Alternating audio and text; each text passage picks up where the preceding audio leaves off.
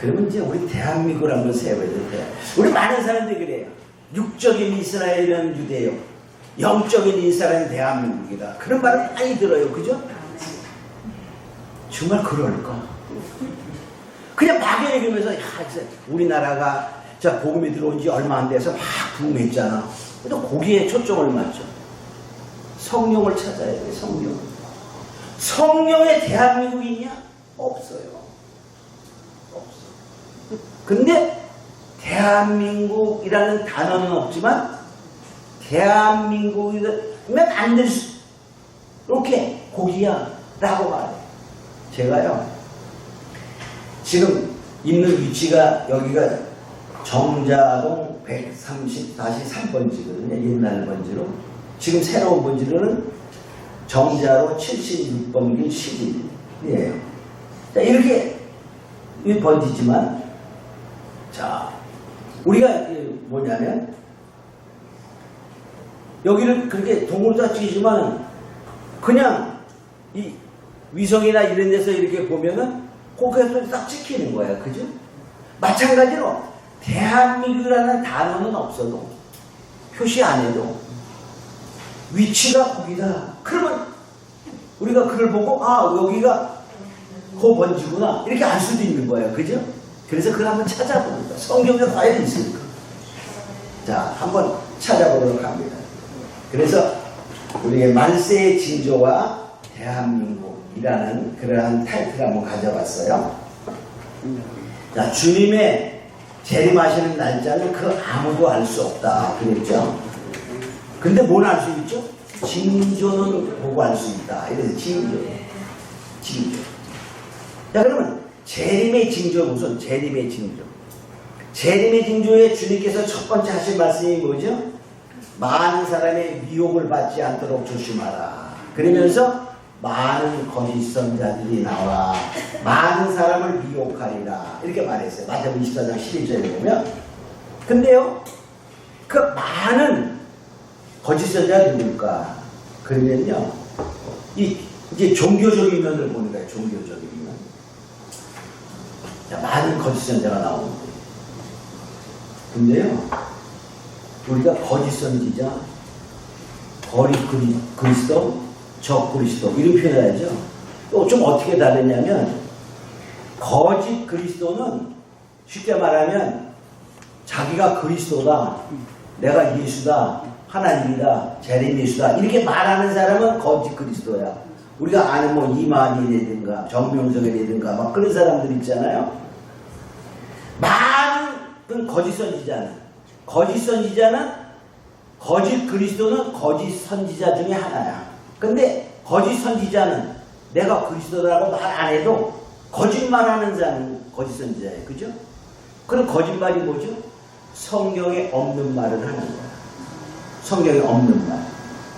그럼 성경에 없는 말 중에 가장 우리가 요새 많이 하는 것이 예수 외에도 구원이 있다. 예수 외에도 구원. 우리 목사님들 중에서요, 예수 외에도 구원이 있습니다, 이렇게 직접적으로 자기 성도들에게 말하는 사람은 없어요. 다 예수가 구원이십니다. 옛날에는 예수만 구원입니다 이렇게 말하다가 예수는 구원이십니다. 그래. 그래서 WCC 운동을 해. 그 사람들은 예수 외에도 구원이 있다를 행동으로 말하는 사람들입니다. 행동으로. 말은 안 하지만 행동으로 말하는 거야. 행동으로. 얼마나 우리나라에 KNCC, NCCK 이렇게 말하죠. 응? 그런 사람들은 수많은. 근데 그들은 뭐냐? 진보 이런 말을 하는 거야. 야, 아까도 얘기했지만 그 사람들은 우리가 2013년에 부산에서 그 대회를 했어요. 우리나라의 유명한 목사들이 대회장을 했어. 응? 그 회의는 보통 평균 7년마다 한 번 일어나는 건데 어떨 때는 뭐 10년마다 일어나기도 하고 그래요. 세계 종교가 하나 되자, 그런 운동입니다. 세계 종교가 하나 된다는 말은 다 거짓과 종교가 하나 되자, 그래서 하나 되려면 어떻게 해? 양보해야 돼. 그러니까 예수만 구원이다 그러면 하나가 될까 안 될까? 그러니까 말보다는 교회 하나 되기 운동이지만 실제는 종교 하나 되기 운동. 그래서 에큐메니칼 운동이라 그렇게 말합니다. 그래서 결과적으로 그들은 예수 외에도 구원이 있다. 모든 종교는 진리 있다. 이렇게 말하는 말씀이 변질된 것을 가는 거예요. 그러니까 결과적으로 뭐 하는 거죠? 다른 복음을 전하는 거예요. 성경은 오직 예수만이 구원입니다. 그렇죠? 다 믿으시나요? 네. 그렇습니다. 예수 외에는 구원이 없습니다. 이사야서에 보면 하나님은 나 외에는 구원자가 없느니라. 이사야 4장에 말하고 있고 예수님도 그래서 내가 길이요 진리요 생명이 나로 말하는 자가 아버지께 올 자가 없다. 나만이 구원자다. 사도들도 말했어요. 사도행전 4장 12절에 뭐라고 말하고 있죠? 다른 이로서는 곧 얻을 수 없나니 천하에 곧 얻을 만한 이름을 준 적이 없다. 예수에는 없어요. 근데 그들은 다 있다라고 말하고 그러니까 다른 복음을 전하는 그것은 뭐와 똑같죠? 아담은 하와에게서 뱀이 다른 복음을 전하는 거예요. 먹으면 죽으리라. 그런데 결코 죽지 아니하리라. 내 눈이 밝아져서 하나님같이 되리라. 이게 다른 복음을 전하는 거예요. 갈라디아서 1장에 보면 바울이 말합니다. 우리가 전한 복음이 그 말은 예수가 구원이다 그런 말이죠. 그들이 전한 복음. 다른 복음을 전하면 저주를 받을지어다. 이렇게 말했어요. 다른 복음을 전하는 세계 종교가 하나 되는 통합 운동을 하는 사람들이 있어요. 그들이 바로 뭡니까? 음료가 된 거예요. 음료. 그래서 계시록 17장 1절에는 큰 음료라고 말해요. 그 음료는 우리가 말 그대로 음료잖아요. 하나님도 믿고 다른 것도 믿고 그런 음료야. 예수님도 내 남편, 바알도 내 남편. 아이고 너무 좋아. 그렇게 되잖아요. 그지? 두 남편이니까. 주님은 절대로 용납하지 않는다. 자, 그래서 근데 많은 무리 위에 앉는다. 많은 백성들 위에 그가 그래서 따르는 사람이 많아요. 음료를 따르는 데가 마지막에.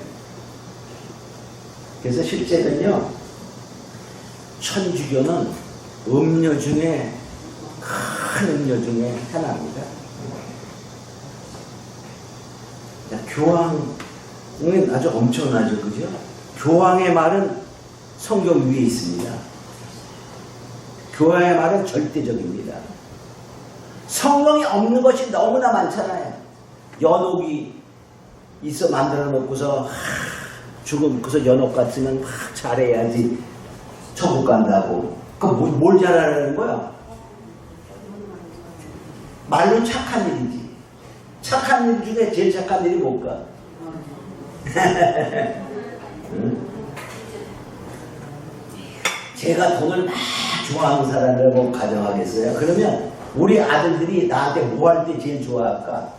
돈 많이 갖다 주고 그런 거 해주겠다. 자, 바로 또 뭡니까? 마리아가 승천했지.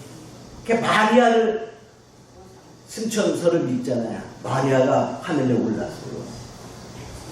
그 마리아의 이름으로 기도하잖아요. 성경에 없는 거를 너무나 많이 하는 거야. 음녀야, 음녀. 자, 근데 또 거기서 바벨론, 큰 바벨론이라 이렇게 말해요. 근데 음녀나 바벨론이 똑같은데 음녀라는 말은 종교적인 입장을 말하고 바벨론이라는 말은 정치적인 의미를 가지고 말하는 것입니다. 그래서 이 정치적인 파워가 크잖아요. 그죠? 교황이 한마디 하면은 정치자들도 엄청 영향을 받습니다. 그죠? 우리나라 마찬가지잖아요. 큰 교회 목사님이 한마디 하면은 국회의원들도 눈치 보잖아. 그죠? 자, 그런데 그는 결과적으로 주님 보시기에 이렇게 말해요. 계시록 18장 2절에 보니까 귀신의 처소와 각종 더러운 영에 모이는 곳이 곳과 더럽고 가증한 새에 모이는 곳이 되었도다. 그러니까 결과적으로 그 종교단체가 더러운 영들이 집합소가 되었다 이렇게 말해요. 그러니까 WCC는 더러운 영들의 집합소입니다. 자, 종교적인 면에서 그렇게 되고, 정치적인 면은 적그리스도의 등장입니다. 이 적그리스도는요, 세계 통합 국가가 형성되는 거예요. 세계 통합 국가. 세계 통합 국가라는 말은 쉽게 말하면 우리 오늘날 하는 신세계 질서. 그래서 세계가 하나 되는 거예요. 그래서 한 나라가 된다는 것이 아니라 세계가 하나처럼 되어서 거기에 우두머리가 나와요. 그래서 첫 번에는 하나님을 섬기는 것처럼 허락하는 것 같지만 나중에는 하나님을 대적하는 말을 하는 거예요. 그것이 바로 멸망에 가증한 것이 거룩한 곳에 선 것을 보거든.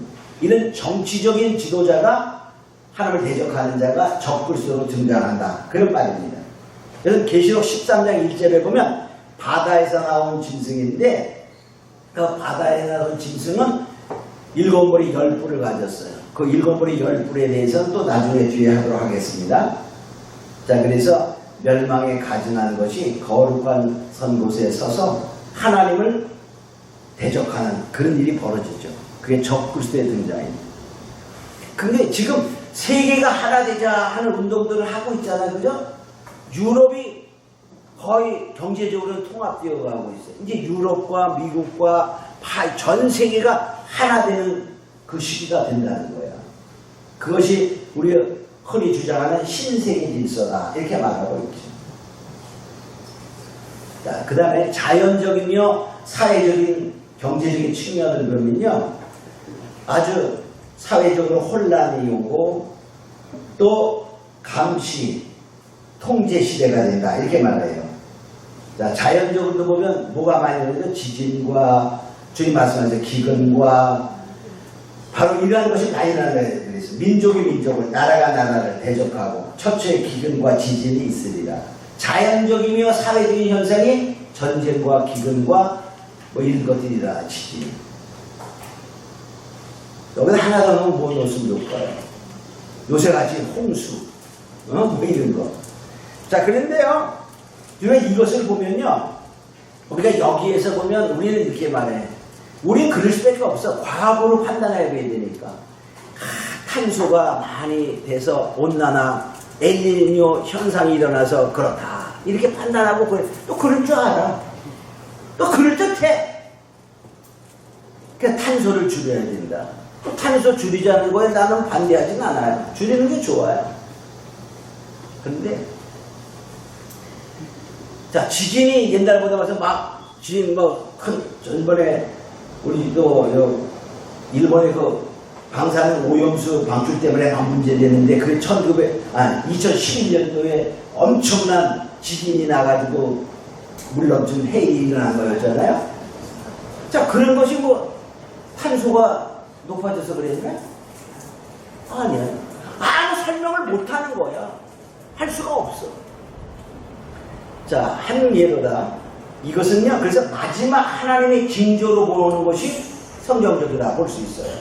왜 그러냐면, 한동안에 파기 탄소 운동, 이런 거를 막 할 때에는 뭘 얘기했냐면, 그때는 온도 높아지는 거 얘기 안 했어.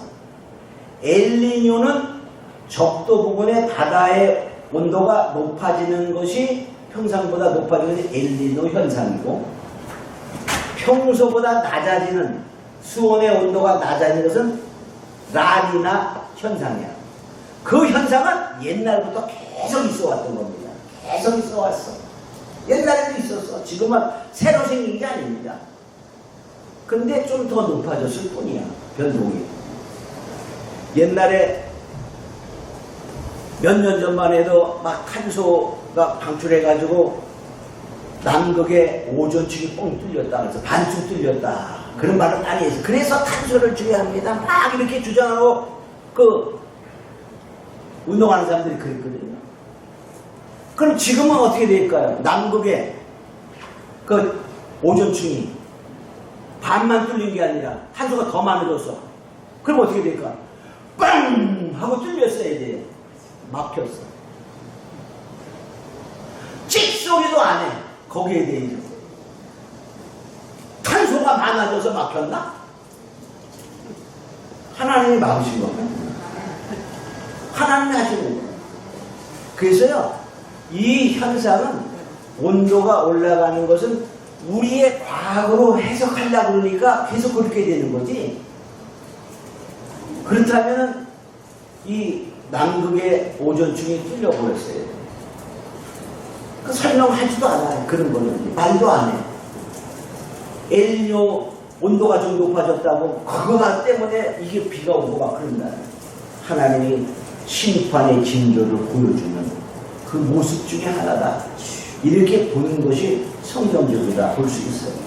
우리는 하나님이 말씀하시는 그 소리를, 하나님은 말씀하실 때 여러 가지로 하잖아요. 음성되면 자연의 현상을 통해서도 말씀하시는 거예요.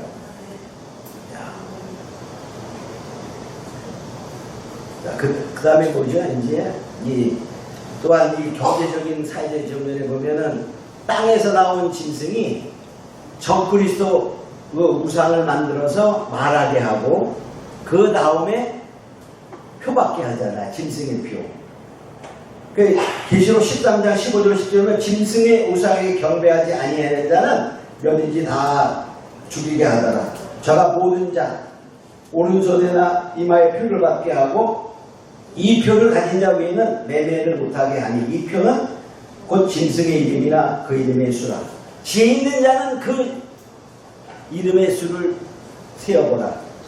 짐승의 수, 사람의 수는 666이라. 이렇게 말하잖아요. 그러면 이때 이게 뭐냐면 우리가 옛날에만 해도 아니 우상을 만들어 가지고 말하게 한다? 이해가 잘 안 됐어요. 근데 지금은 우상을 만들어 AI도 똑같게 만들어 사람하고요.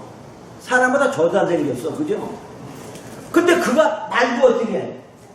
똑같이 하잖아. 그죠? 얼마든지 되는 거야.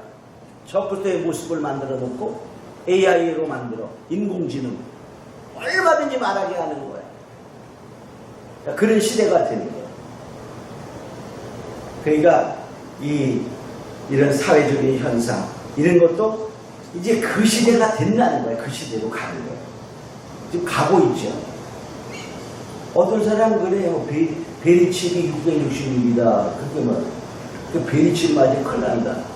코로나 왔을 때가 백신 맞으면 베리칩, 그거다. 뭐, 짐승의 표다. 근데 짐승의 표는요, 거기 조건이 있어요.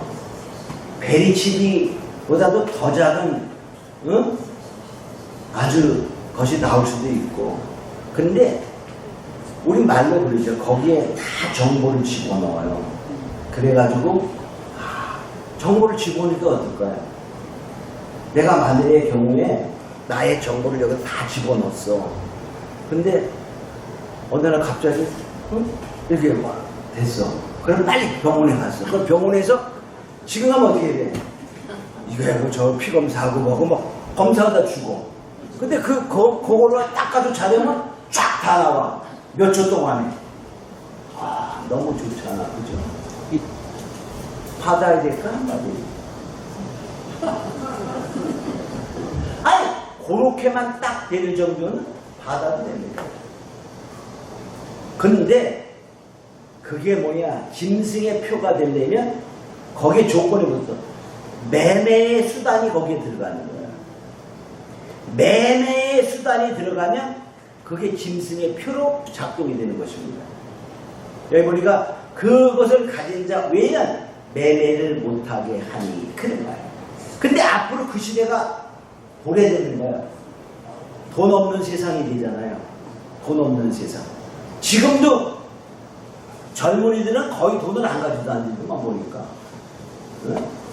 이제 앞으로도 젊은이들은 헌금할 때도 카드로 해야 될 것 같아요. 그 외에도 카드 단말기 하나 갖다 놔야 될 것 같아요. 자, 그렇지만 매매의 수단이 앞으로 거기에 첨가되면 그때에 이게 짐승의 표에 다가갔구나. 이걸 알아야 됩니다. 매매의 수단까지 들어간다고 여기 말하고 있어요. 그래서 우리가 뭐냐 지금 베리칩이 뭐다 말할 필요가 없어요.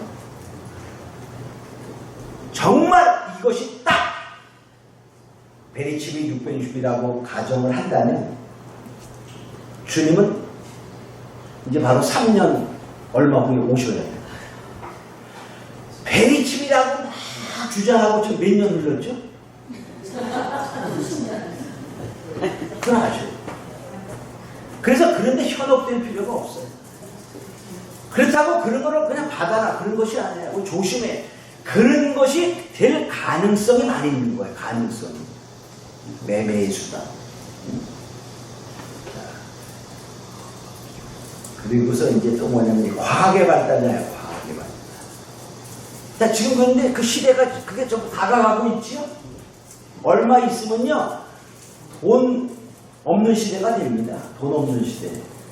다 그냥 아무. 그것이 인체에 들어가는 거예요. 인체에. 응? 과학은 어느 정도 발달해야 되냐면요. 지금 이 미국의 이 민간 우주 연구하는 스페이스 X라는 회사가 있어요. 일론 머스크라는 그 아주 똑똑한 사람이 이제 그 창업자인데 더 인공지능을 많이 쏘죠. 로켓도 쏘고 막 화성도 갔다 오고 뭐 그러려고 그래요. 자, 그런데 그런 과학이 발달돼서 사람들이 나중에 난리 났을 때 핵전쟁 같은 거 났을 때 부자들은 그로 도망갑니다. 그 시대가 돼요. 지금 우리가 이 또 전번에 그 잠수함 타고 저기 타이타닉호 침몰됐는데 구경 가다가 그 5명 죽은 사람들 있잖아요. 그 비용이 무지하게 비싸요. 굉장히 비싸. 돈 있는 사람만 갈 수 있어. 그러니까 바다 밑으로 또 별들 이런 데로 피신할 수 있는 시대가 되어야 주님 오십니다. 그 성경에 있냐? 네, 성경에 있어요. 오바다서 1장 4절에 보면 오바다는 에돔의 멸망을 예고한 말씀입니다. 에돔의 멸망은 세상의 멸망을 말하는 거예요. 그때 내가 독수리처럼 높이 오르며 별 사이에 깃들지라도 내가 거기서 너를 이끌어내리라. 나 여호와가 말하여 합니다. 사람들이 어디로 도망간다고요? 별들 사이에 기도하는. 그러니까 우주로 도망가는 거야. 피신하러. 우리는 뭐 갈래도 못 가요. 갈래면 어떻게 이래? 그 비용이요 몇백억씩 하는 거야. 응? 얼마나 다행인지 몰라. 근데 거기 가도 뭐야? 하나님이 끌어내리네. 근데 뭐 과학이 그만큼 발달한다 그런 말이야. 또 아까 얘기했어요. 그 잠수함 같은 거. 자, 아모스 9장 3절에는 거기는 안 나오는데 아모스 9장 3절에는 이렇게 말하는 갈멜산 꼭대기에 숨을 치라도 내가 거기서 찾아낼 것이요 내 눈을 피하여 바다 밑에 숨을 치라도 내가 거기서 뱀을 명하여 물게 할 것이다. 바다 밑에 숨어도 피할 수 없다. 그렇게 말해요. 하나님의 심판은. 그러니까 과학이 그렇게 발달하는 거예요. 별들 사이에 숨고 피난 가고 바다 밑에 피난 가는 그런 과학이 발달되는 그 시대가 바로 종말의 시대다. 이렇게 말하고 있어요. 그래서 또 우상에게는 막 말하게 한다. 아까도 AI를 해가지고 그렇게 과학이 발달하는 거예요. 자, 근데 그런 시대가 지금 목표가 몇 년도에 잡혀 있냐면요. 30년에 잡혀 있어요. 2030년. 몇 년 남았죠? 7년이야, 7년. 이게 제가 말하는 게 아니라 이것을 추구하는 아주 돈 있고 힘 있고 지혜롭고 그런 사람들이 말하는 거예요. 자, 거기 써 있어요. 자, 이러한 시대가 곧 열리게 된다.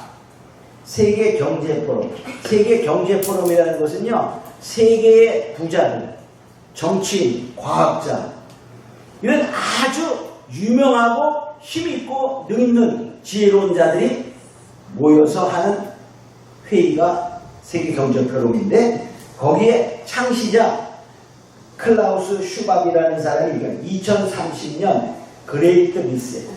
리셋이라 말은 초기화야. 우리가 컴퓨터 같은 거 이렇게 하다가 제대로 말을 안 들어. 그럼 초기화 시켜요. 그걸 리셋한다 그래.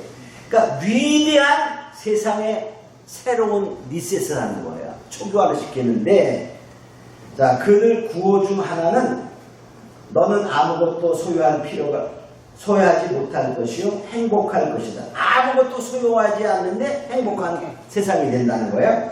4차 산업혁명을 달성한 사회는 더 이상 사유재산이 없어지고 모든 것이 정부와 인공지능과 빅테크의 관리를 받는 공동소유의 유토피아가 될 것이다. 그러니까 하나님 없는 세상의 유토피아를 만드는 거예요. 천국을 만드는 건데, 그래서 아무것도 소유하지 않더라도 행복할 수 있다는 주장이다.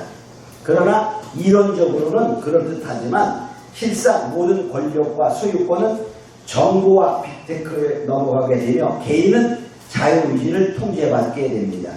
인공지능과 테크노클렛, 즉 기술자 출신 관리자와 정부가 사람들의 생각을 지배하고 통제하는 4차 혁명과 그레이트 리셋이 시작된 사회는 유토피아가 아니라 진정한 자유와 인간의 의지를 믿는 사람들에게 끔찍한 악몽의 디스토피아가 될 것이다. 그러니까 결과적으로 유토피아가 아니라 정말 천국이 아니라 낙원이 아니라 지옥 된다는 거야.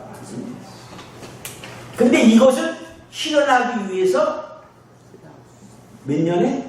2030년에 그렇게 목표를 삼고 이들이 가는 거야. 그러니까 세계의 유능한 자들이 그 목표로 가고 있어요, 지금. 근데 거기에 아주 유능한 그 유발 할랄이라는 박사가 이렇게 말했어요. 21세기, 지금 21세기죠. 최고의 테크놀로지, 즉 기술은 인간 존재에 대한 해킹이다. 자, 사람들 해킹하는 거예요. 우리가 컴퓨터 해킹하면 컴퓨터에 들어있는 모든 비밀을 알아내는 거예요. 훔치는 거잖아요. 인간을 훔치는 거야. 인간의 생명체를 훔치는 것이다. 정보를. 그래서 피부 아래에 가서 생체 정보들을 수집하고 분석하여 인간 자신보다 더 잘 그를 이해할 수 있는 기술이 21세기의 가장 중요한 발명이다. 지금 그게 됐다는 거야. 사람들의 정보를, 자, 저희가 한현석의 정보를 다 요 속에 들어가서 뽑아냈어. 뽑아내가지고 만들면 어떻게 될까? 나보다가 더 똑똑한 놈을 만들어내는 거야. 거기다 더 좀 집어넣어서. 더 잘생기고. 그러니까 뭐죠? 저는 요 정도 생겼지만은 저기다 조금 더 좀 해봐. 그럼 어떻게 될까요? 더 잘난 놈을 만들 수 있다. 그런 말. 그런 해킹의 기술이 다 되어 있다. 그런 말이에요. 자, 생명체를 해킹함으로써 엘리트는 미래를 위해 그 생명체를 다시 엔지니어링 할 수 있다. 엔지니어링 한다는 말은 과학을 응용해가지고 다시 그 생산 기술을 연구해내는 거야. 그러니까 결과적으로 그 생명체의 모든 정보를 해킹해서 더 나은 것을 만들어내려고 하는 그런 것을 말하는 거예요. 향후 10년 내로, 몇 년 내로? 10년 내로 인공지능과 바이오 테크놀로지, 바이오라는 말은 살아있는 생명체를 말하는 거예요. 바이오 기술이 그 말이죠. 우리는 하느님과 같은, 이 사람들은 이제 이 글이 때문에 제가 그대로 옮겼기 때문에 하나님이라고 하는 하느님이라고 쓴 거예요. 하느님 같은 능력을 소유하게 돼요. 생명을 다시 엔지니어링하고 다시 연구해서 만들어낼 수 있다. 그런 말이죠. 전적으로 다른 생명을 창조하게 됩니다. 그러니까 나를 해킹해서 나보다 더 나은 존재를 만들어낼 수 있다. 그런 말이에요. 그러니까는 자, 해킹합니다. 아무개에서 얼굴에 잘생기고, 아무개에서 머리에 똑똑함, 아무개에서 신체에 건강한 부분, 그 다음에 아무개에서 쭈쭈빵빵, 뭐 이런 걸 다 이렇게 그래가지고 만들어내면 어떨까? 한 번에 보면 뿅 가는 거야. 자, 그런 자가 딱 나타나면 어떻게 될까요? 한 번만 봐도 반하는 인물 있잖아. 그죠? 매력이 철철철 넘쳐. 그런 자가 딱 만들어지면 많은 사람들이 그 사람의 말을 너무나 말도 잘할 거 아니에요. 말도 아주 제일 잘하는 그 생명체에 정보를 집어넣는 거야. 인물 잘나, 늘씬해. 한 번 보면 사람들이 다 남자가 남자를 보고 반하고 여자가 여자를 보고 반하는 그런 생명체를 만들어 오는데 말하면 또 그냥 모든 사람이 감격하네. 그럼 어떻게 될 거예요? 그 말에 홀리는 홀리. 그런 기술이 10년 내로 끝난다. 그런 말이에요. 자, 그렇게 되면 어떻게 될까요? 자, 생명의 인텔리전트 디자인에 의해 조각되는 시대가 돌입하게 되었다. 그러면 어떻게 될까요? 거기에는 자유의지가 없어. 그죠? 정보가 집어넣는 대로 하는 거야. 자유라는 것은 아무 의미도 없고 공허한 용어가 된다. 그렇게 되니까 그것이 뭡니까? 생명체에 도전하는 사단의 세계가 열리는 겁니다. 사단의 세계가. 자, 과학이 지금 그렇게 발달하고 있어요. 우리 상상을 초월합니다. 아니, 우리가 정말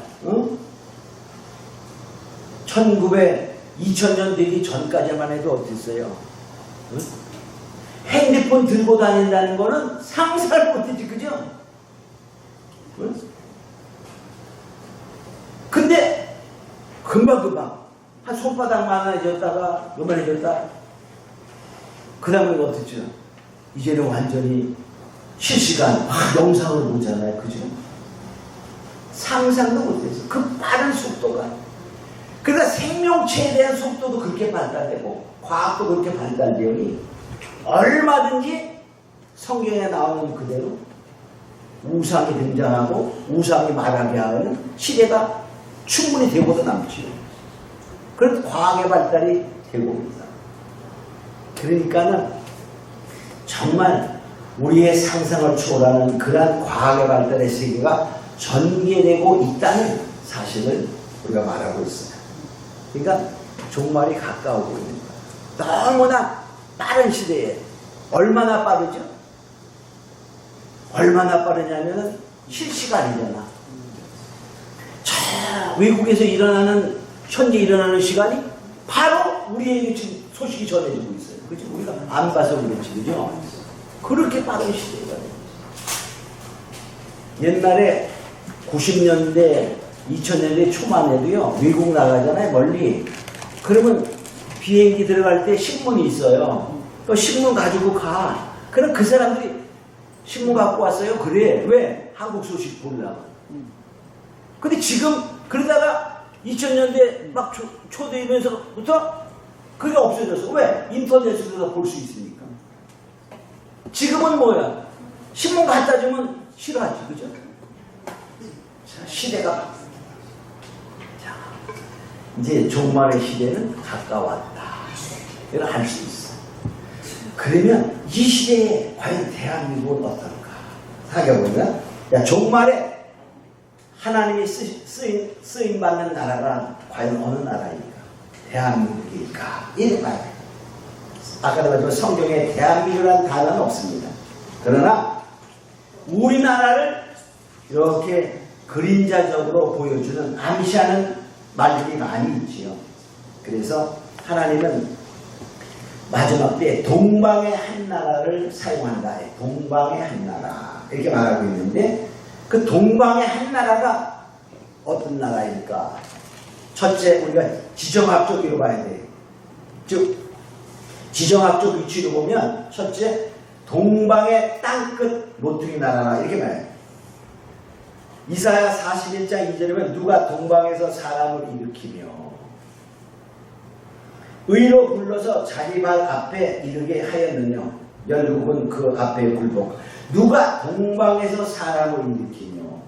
물론 이것은요, 이사야 설명은 고레스 왕을 말하는 건데, 성경의 예언의 말씀은 한 번으로 끝나는 게 아니에요.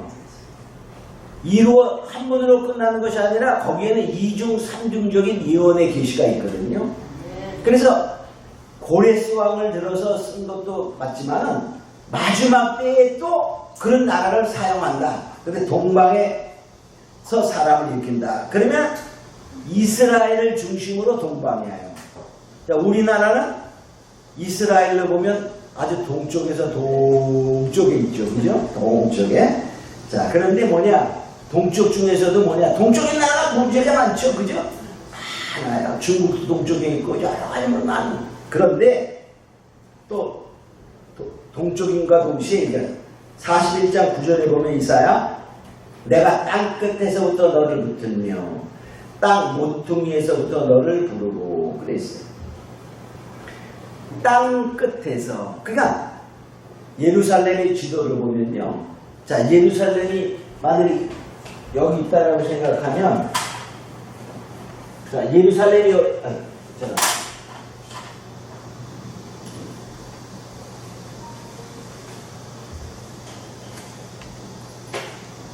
자, 예루살렘이 만일에 여기에 예루살렘이 있어요.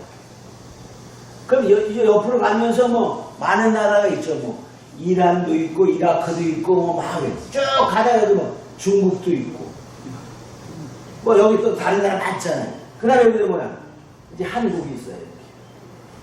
근데 동쪽에 많은 나라들이 있어. 그 중에 땅끝. 우리나라를 봐요. 아시아 다리에 쭉 와서 땅끝이잖아. 땅끝 중에도 뭐죠? 모퉁이야. 땅끝 모퉁이의 나라. 그 아직 한국이라고 말 안 했어요? 땅끝 모퉁이의 나라. 자, 그런데 그럼 땅끝 모퉁이가 뭐 우리만이 하느냐? 여기 소련에 있는 뭐 블라디보스토크에 있는데도 땅끝이잖아. 그죠? 저기 중국도 두만강 끝쪽에 땅이 좀 있어요. 그 두만강 끝 쪽에는요, 북한과, 우리나라죠. 북한과 러시아와 중국이 세 개의 국경이 맞대어 있어요. 거기 다 땅끝이야. 거기까지 뭐. 그런데, 자, 또, 강들이 국경을 이룬 나라. 이렇게 말해요. 이사야 18장 7절에 보면, 그때 강들이 흘러, 나누인 나라가 장대하고 준수하며, 강성하여, 이렇게 말해요. 즉, 강들이 흘러 나뉘는, 강들이 국경을 이뤘어요. 우리나라의 국경이 뭐죠? 자, 우리나라의 국경이 뭐예요? 국경이. 국가의 경계가 두만강, 또 뭐죠? 압록강. 이렇게 두 개의 강들이 동쪽에는 두만강, 서쪽에는 압록강이 흘러서 중국과 국경을 이루어요. 그죠? 강들이, 모퉁이에, 또, 강들이 국경을 이룬 나라가 여기만 있는 게 아니야. 근데, 땅끝이 해야 되고, 다 그런 거죠. 네, 그리고 또, 그 다음에 가봅니다. 근데 또, 동해와 서해가 있지, 동해와 서해. 요엘서 2장 20절에 보면, 이제 하나님이 북평 군대가 쳐들어올 때, 말씀하시는데, 이렇게 북평 군대를 너희에게서 멀리 떠나게 하며 메마르게 정박한 나로 쫓아내리니 전군은 앞에서 오는 군대는 동해로, 후군은 서해로 들어갈 것이라. 그래서 죽이는 거야. 적들이 침범해 올 때 먼저 오는 군대들을 동해로 쓸어버리고, 또 오는 군대를 서해로 쓸어버리고. 근데 국경이 있을 거 아니라 뭐가 있어요 또? 동해와 서해가 있대. 동해와 서해. 이야, 우리나라 동해 서해 있나요 없나요? 우리나라가 비슷한데, 그죠? 지리적인 요건으로 이 요건을 갖춘 나라는 세상에서 찾아보니까 하나님마다 없어. 내가 사는 곳밖에. 그죠? 우리나라 하나님이 그만큼 우리 그러잖아요. 우리를 하나님 택하실 때 창세전에 택하사 우리를 예정하시고 그러죠? 아니 말이 되냐? 라고 말할 수가 우리가 믿음을 갖고 보니까 그 말이 맞아요. 그죠? 하나님이 택하시고 예정하셨어. 이 사건도 하나님이 만세 전에 이게 표시된 거예요. 그 나라가 어디일까? 자, 그런데 그건 뭐냐? 육적으로만 맞으면 안 되잖아요. 영적으로 맞아야 돼. 그러니까 영적인 부분을 또 따져버려. 그게 영적인 부분을 따져보면 아무리 조건이 맞아도 믿지 않으면 뭐예요? 하나님이 못 씁니다. 그죠? 근데 하나님을 부르는 나라야. 영적으로 하나님을 부르는 나라가 복이 있다. 그래요. 자, 하나님을 부른다는 말은 온 민족이 부르는 거야. 우리가 어디 온 민족이 하나님을 부르느냐? 안 부르지. 믿는 사람만 부르지. 그러나요? 아니에요. 애국가를 불러. 애국가. 애물과 그죠? 동해물과 백두산이 마르고 닿도록 하나님이 보호하사 우리나라는 하나님을 부르는 거야. 이게 우연인 것 같지만 하나님의 거기에 놀라운 섭리가 있다는 것입니다. 그래서 시편 144편 5절에 보면 이러한 백성은 복이 있나니 여호와를 자기 하나님으로 삼는 백성은 복이 있도다. 하나님을 부르는 자야. 하나님을 자기 하나님으로 복이 있는데 또 시편 30편 12절에도 이렇게 말합니다. 여호와로 자기 하나님을 삼는 나라 곧 하나님이 기업이로 애신 받은 백성은 복이 있도다. 즉 하나님을 우리는 믿든지 안 믿든지 다 하나님을 불러본 사람입니다. 이게 우연의 일치가 아니에요. 자, 그 다음에 또 뭐냐면 독수리 같은 하나님의 사람이 나타날 수 있는 나라. 자, 아까 독수리가 뭐라고 그랬죠? 아까 모세 얘기하면서 모세가 출애굽을 시킨 그 사건을 가리켜 독수리 날개를 업어날랐다. 출애굽의 역사에서 하나님이 독수리로 쓴 사람이 모세입니다. 모세. 그렇죠? 그러니까 마지막에도 뭐죠? 아까 그래서 다시 예언하는 자, 하나님의 입맞은 자, 도중인, 해를 입은 여자, 이런 사람이 있을 수 있는 나라에 있는 거예요. 그런 나라가 과연 누굴까? 그래서 그 나라를 부르는, 그 독수리를 부르는데 어디서 부르냐? 동방에서 부른다 그래요. 이사야 46장 12절은 내가 동방에서 독수리를 부르며 먼 나라에서 나의 모략을 이룰 사람. 그 독수리는 사람입니다. 하나님의 모략을 이룰 사람. 그게 바로 모세와 같은 사람이죠. 그래서 바로 우리가 하나님이 출애굽할 때 모세를 독수리로 사용한 것처럼 마지막 때에 독수리로 사용하는 사람이 바로 누구죠? 14만 4천. 해를 입은 여자, 하나님의 입맞은 자, 작은 책을 먹은 자, 다시 예언하는 자. 이렇게 되는 것입니다.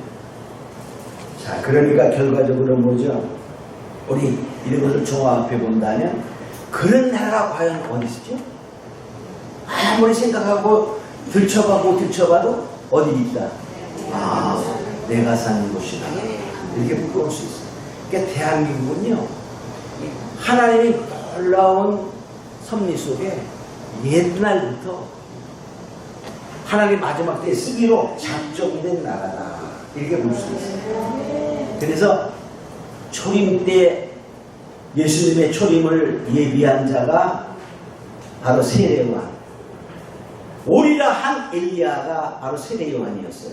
마찬가지로 마지막 때에 재림의 주를 예비하고 주의 길을 예비하는 자들이 바로 그 동방의 독수리인데 바로 하나님의 입맞은 자요. 두 증인이요 다시 예언하는 자들이다. 이게 볼 수 있어요. 이것을 알고 우리는 더욱더 정말 주님의 은혜 안에 축복 가운데 하나님의 입맞은 자가 되는 걸 축원합니다. 오늘 강의 여기까지 하고 또 정말 쉬었다가 또 하도록 하겠습니다.